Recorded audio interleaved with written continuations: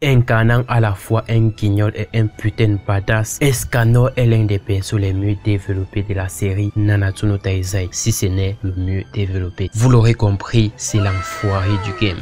Eh oui, 5 rencontres, 6 fessées. Comment voulez-vous que j'appelle ça? C'est trop puissant, frérot. Bref, c'est parti pour 6 fois où Escanor choqua le monde avec son pouvoir. Avant même la saison 2, on savait déjà que Escanor était l'un des plus puissants des 7 Deadly Sins. Mais ce qu'on ne savait pas, c'est qu'il avait 2 formes, celle du jour et celle de la nuit. Galan des 10 commandements le découvre en même temps que nous. Et je peux vous l'assurer qu'il fut plus que choqué, plus que nous d'ailleurs.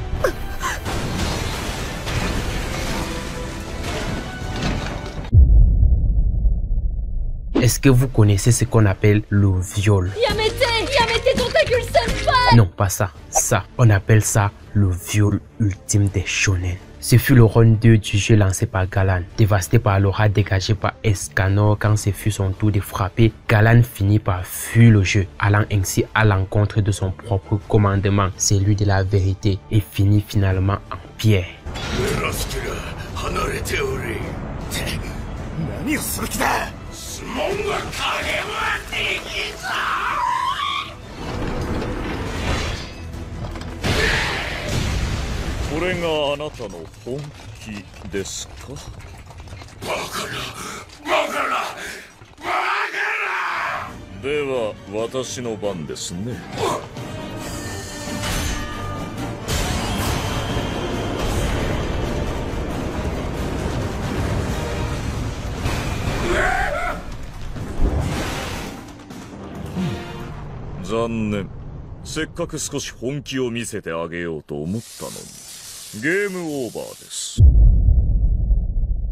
Vous connaissez Melascula, une autre des 10 commandements, plus conne que Dukobu. Même ayant assisté au viol de Galan, elle décida quand même de s'en prendre à Escanor. Pas de bol, l'âme d'Escanor n'est pas bouffable. Conclusion, elle se fait violer elle-même. Quelle triste histoire.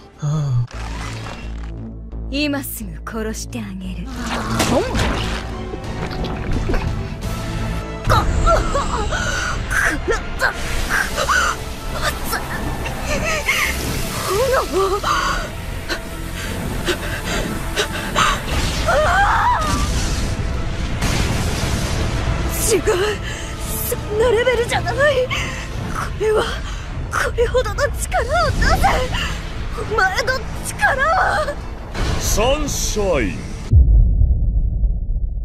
Jusque-là, on croyait être au bout de nos surprises avec Escanor. Mais non, le mec s'est transformé en pleine nuit, éclate d'un seul coup 2 autres des 10 commandements, tous 2 plus puissants que les précédents, tout en déséquilibrant Gaozer. Car en réalité, c'est Gaozer qui était son adversaire à ce moment-là.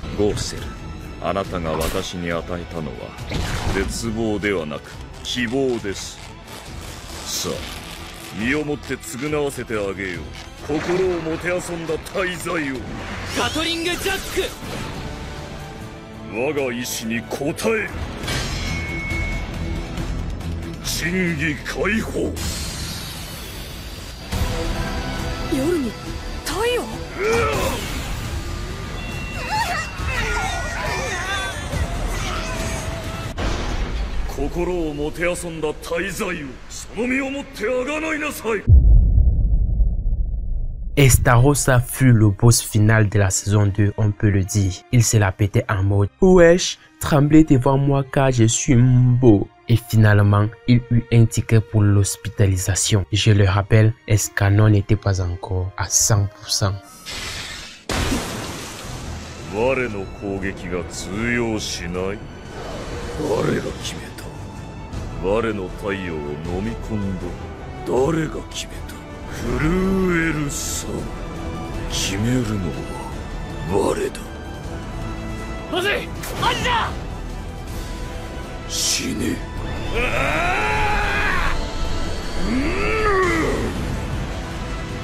ですか。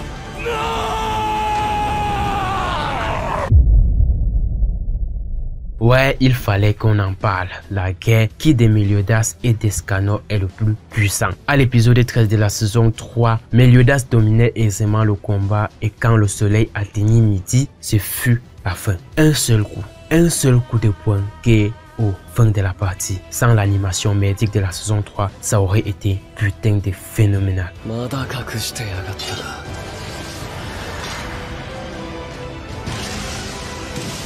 Kamichigiri.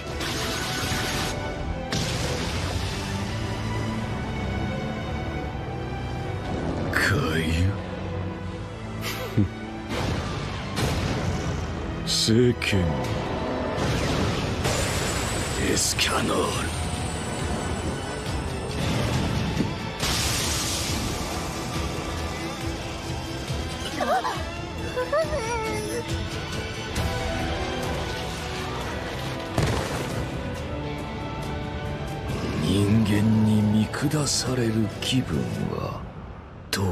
Voilà, c'est la fin de cette vidéo. Tu connais les bails, le like, l'abonnement si ce n'est pas déjà fait et le plus important, la cloche de notification. À plus pour une nouvelle vidéo. Ciao les gens.